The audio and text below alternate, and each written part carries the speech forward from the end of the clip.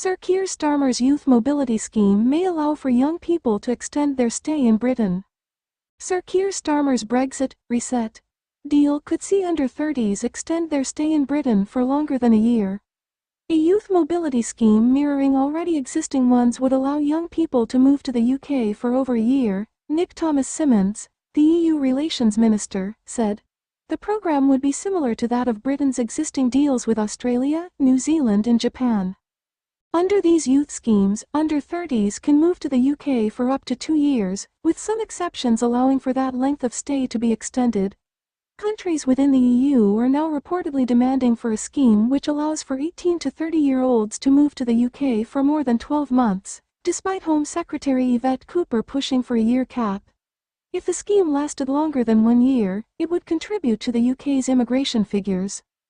In May, the Prime Minister met with EU leaders to reset relations with the aim of signing a new deal next year. The two agreed a rough outline of a youth mobility program during these talks.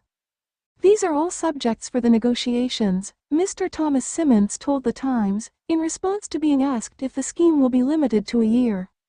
I want to deliver the smart, controlled, balanced scheme that I agreed on in the common understanding. The minister emphasized that the program will mirror the UK's existing youth mobility deals with other countries, which, despite being capped, would be for more than 12 months.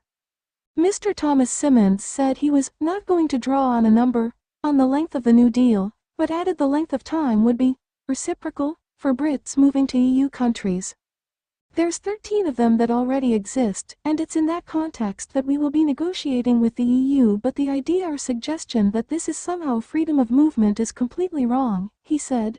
Nobody says we have freedom of movement with Andorra or Uruguay, with whom we already have youth mobility schemes. Opposing political parties have condemned the scheme, labeling it as a backdoor to free movement of people from the EU.